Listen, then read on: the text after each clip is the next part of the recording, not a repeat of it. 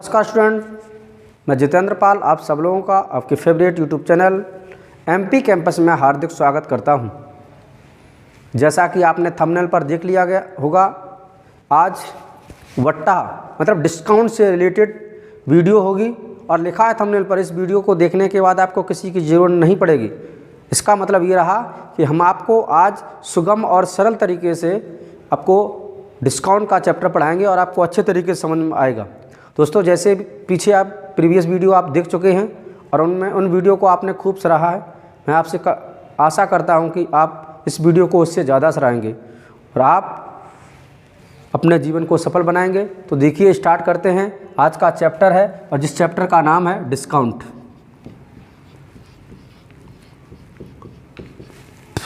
हिंदी में से कहा जाता है बट्टा। क्या होता है डिस्काउंट, क्या होता है बट्टा, पहले इसकी हम थ्योरी पढ़ेंगे फिर क्वेश्चंस करेंगे। तो देखो, डिस्काउंट या बट्टा, इसको हम कह देंगे छूट भी होता है। क्या होता है? छूट। अब एक शब्द आया छूट। छूट जब भी दी जाती तो उस वस्तु की कीमत घट जाती है, यानी साइन हमें पता चल गया। कौन सा साइन लगेगा? माइनस का साइन लगेगा। अब आप जानते हैं कि छूट हमेशा किस पर दी जाती है? अंकित मूल्य पर। छूट जो होता है हमेशा अंकित मूल्य पर दी जाती है। अंकित मूल्य कह दो या इसी को लिखित मूल्य कह दो, लिखित मूल्य कह दो, या उसी को छपा हुआ मूल्य कह दो, छपा हुआ मूल्य। यानी सीधा अगर हम बात करें तो उसे कहेंगे प्रिंटेड प्राइस, प्रिंटेड प्राइस, या इसी को हम कह देंगे MP. MP means marks price, marks price. तो छूट आपको किस पर मिलती है? अंकित मूल्य पर। अब माना कि हम कोई वस्तु लेने गए, माना कि अब माचिस लेने गए, इस माचिस को लेने गए और इस माचिस में छपा हुआ मूल्य है 5 रुपये और ये माचिस हमें 2 रुपये की मिली। इसका मतलब जो 5 रुपये की चीज़ थी, 5 रुपये जो लिखे थे उससे लिखा है एमपी, एमआरपी उसमें लिखा है 5 रुपये, और जब हम खरीद के लाए तो उसने हमें 2 रुपये में दे दी। 2 रुपये में दे दी, हमारे लिए वो क्या हो जाएगा? एसपी। 5 रुपये की चीज़ 2 रुपये में मिली, इसका मतलब हमें छूट दी उस दुकानदार ने, और छूट कितने दी? 3 रुपये की। और 3 रुपये की छूट अगर वो दुकानदार या कोई व्यक्ति आपसे पूछता है कि कितने % की छूट दी, तो भैया आपको 3 रुपये की छूट दी। कितने रुपए की? 3 रुपये की। और छूट किस पर दी जाती है? बेस मूल्य क्या होता है छूट देने के लिए? अंकित मूल्य। तो अंकित मूल्य क्या होगा? 5 और इंटू 100, यानी अगर आप इसको सॉल्व करेंगे तो 5 20 100, 20 थी या 60, यानी जो छूट उसने दी आपको 60% की छूट दी। तो आप इस बेस को समझ पाए होंगे कि छूट हमेशा किस पर दी जाती है? छूट हमेशा अंकित मूल्य पर दी जाती है। और अंकित मूल्य पर छूट देने के बाद वो अगर बिका हुआ मूल्य है तो वो क्या हो जाता है? विक्रय मूल्य। और नहीं तो अगर कोई कहे कि किसी वस्तु को 20% के छूट के साथ खरीदा मतलब अब वो क्या हो जाएगा? उसके लिए क्रय मूल्य हो जाएगा, जो चीज़ खरीदी गई। तो अंकित मूल्य पर छूट देने के बाद अधिकांशतः विक्रय मूल्य और क्रय मूल्य प्राप्त होते हैं। ठीक है सर? तो बेसिक से एकदम स्टार्ट करते हैं और आप समझ गए होंगे। तो एक छोटा सा सूत्र लिख देंगे। सूत्र आपका फार्मूला ये होगा कि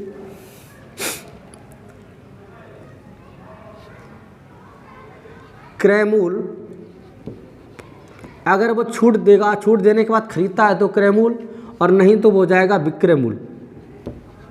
विक्रय मूल्य बराबर क्या हो जाएगा?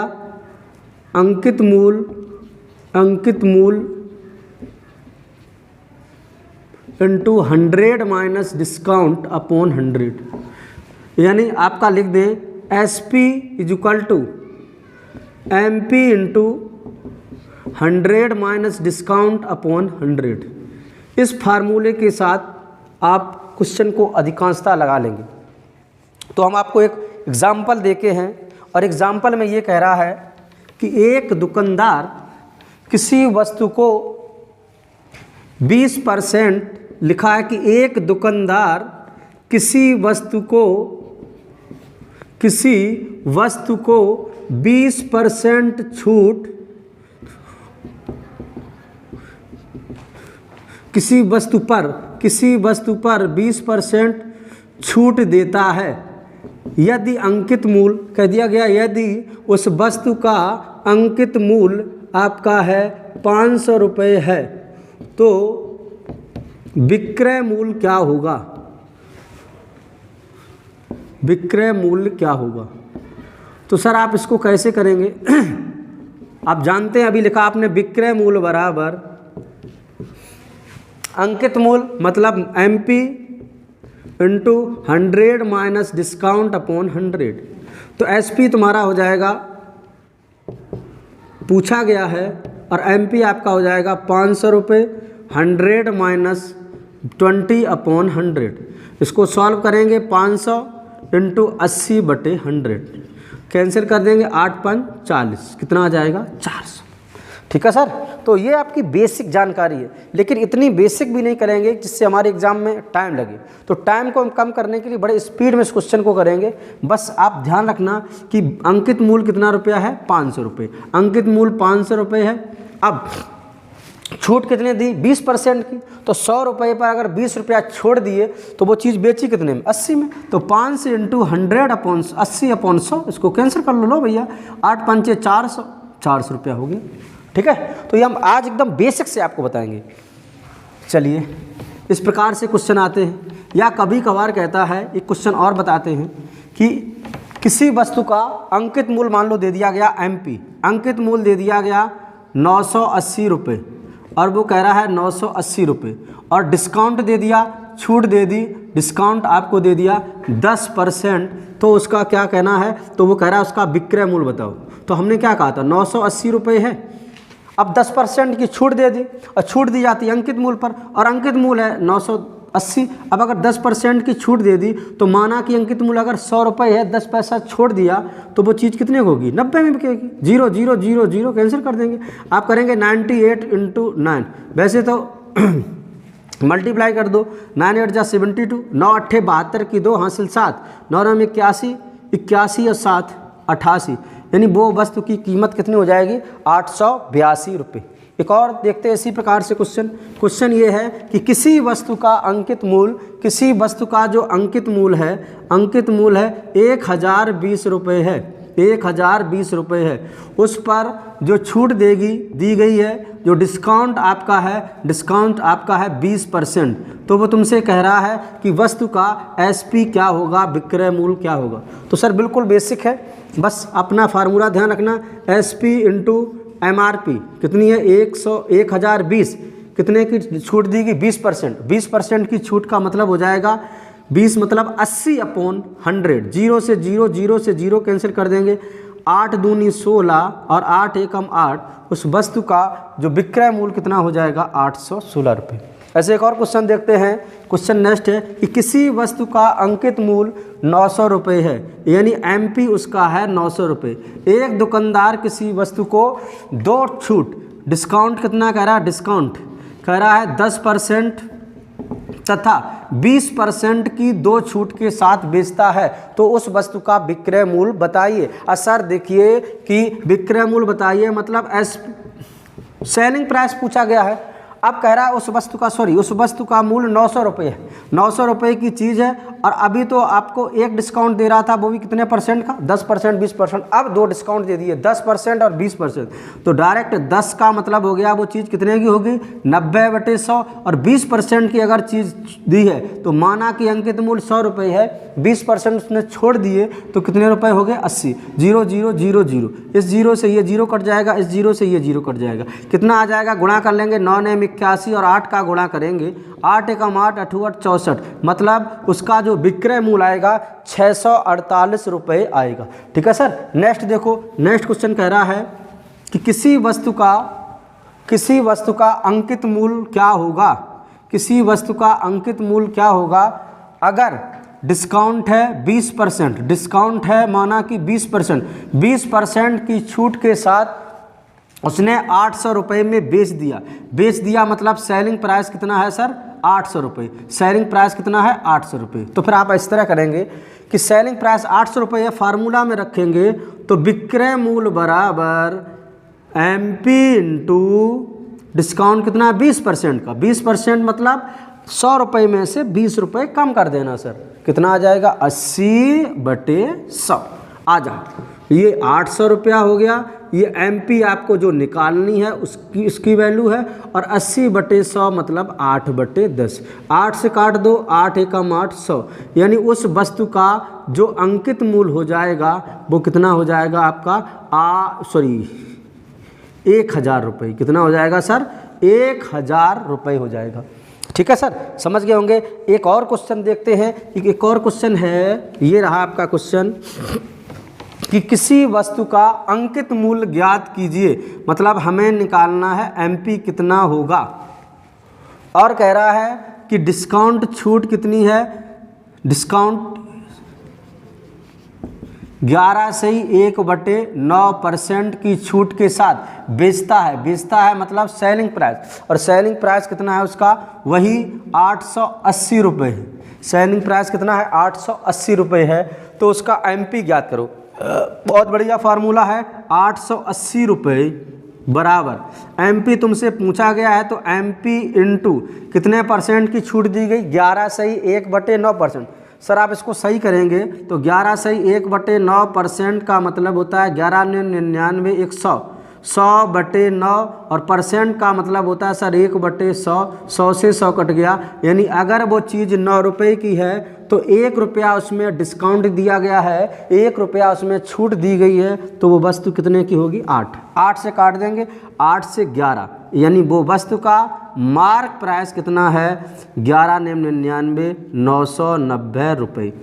ठीक है, एक और क्वेश्चन देखते हैं। एक और क्वेश्चन कह रहा है कि एक दुकानदार किसी वस्तु को 450 रुपये में, 440 रुपये में बेचता है तथा विक्रय मूल्य पर तथा अंकित मूल्य पर कितने % का डिस्काउंट देता है, 9 से ही 1/11% का डिस्काउंट देता है, तो उस वस्तु का अंकित मूल्य क्या होगा। तो सर देखिए, अब आप क्या करेंगे, आप कोशिश करो, लिखो कॉपी में और इसको सॉल्व करो, फिर क्वेश्चन, इसके बाद क्वेश्चन को कराते। ये बेसिक थ्योरी थी किसकी, डिस्काउंट की। ठीक है सर, तो देखो 440 रुपये, कितने 440, और खूब जानते हैं आप SP बराबर MP लिख लेंगे सर, मार्क प्राइस लिख देंगे इनटू।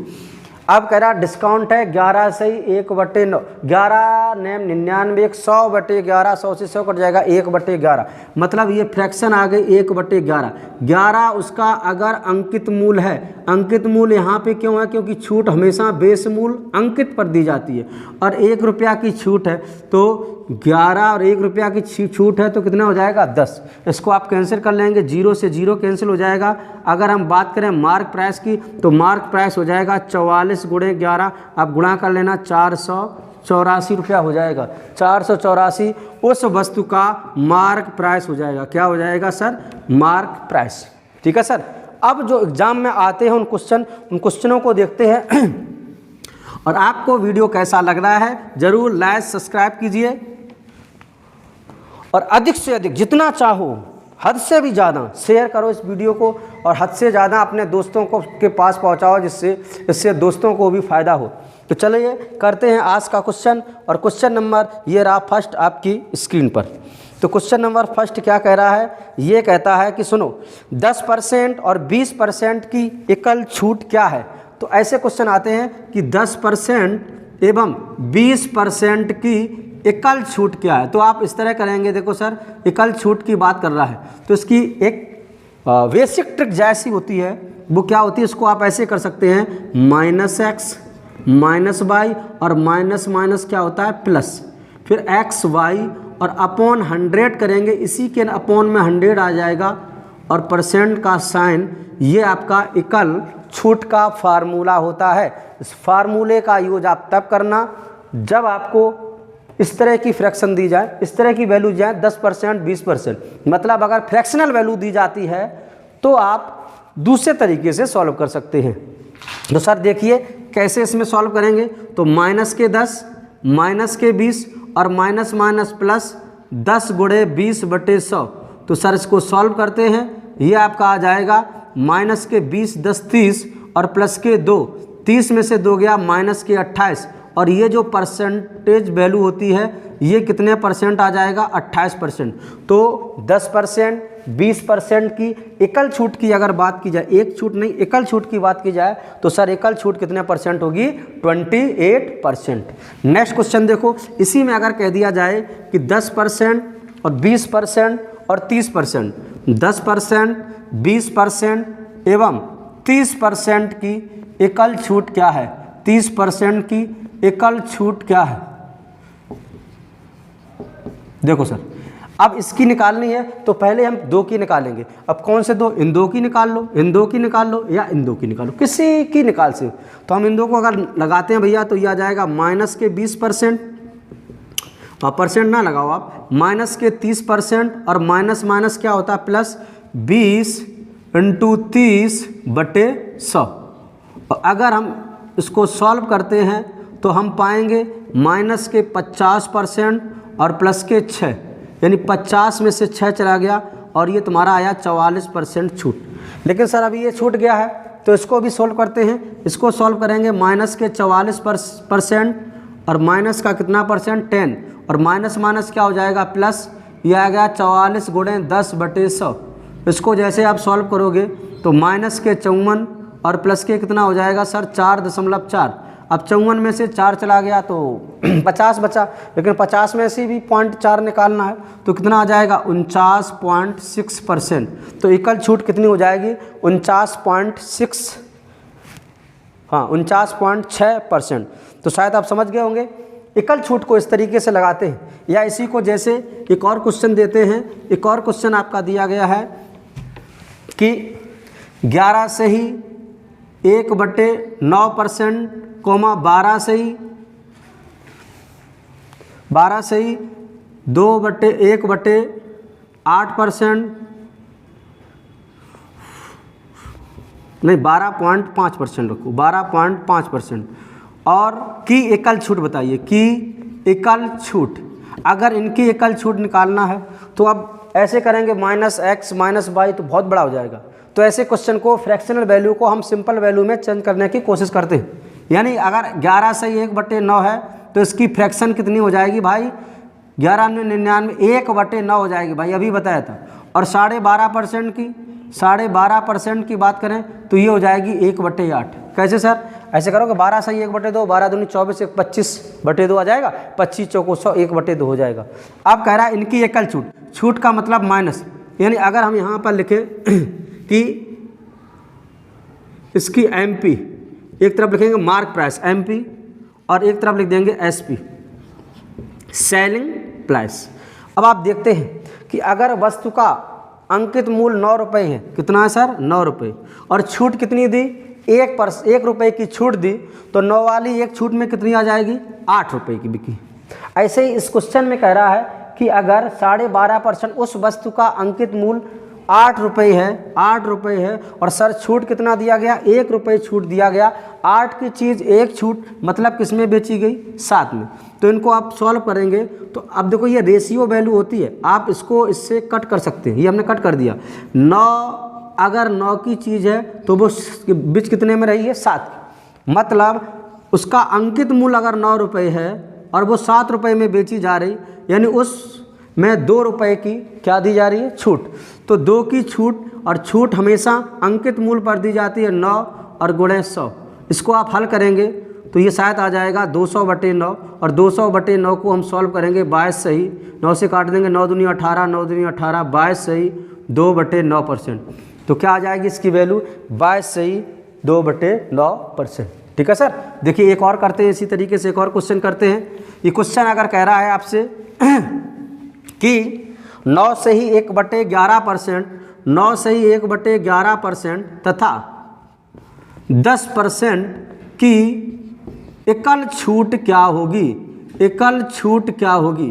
तो अगर निकालना है तो 9 से ही 1/11 आप जानते हैं क्या लिखेंगे, इसको लिखेंगे हम मार्क प्राइस, मतलब अंकित मूल्य, और दूसरे को हम लिखेंगे मार्क प्राइस और दूसरे को लिखेंगे क्या चीज़, सेलिंग प्राइस। तो सेलिंग प्राइस की अगर हम बात करें, मार्क प्राइस और सेलिंग प्राइस, देखो ये तुम्हारा आ जाएगा 11 सही 9 सही 1/11, इसकी भिन्न होती है 1/11।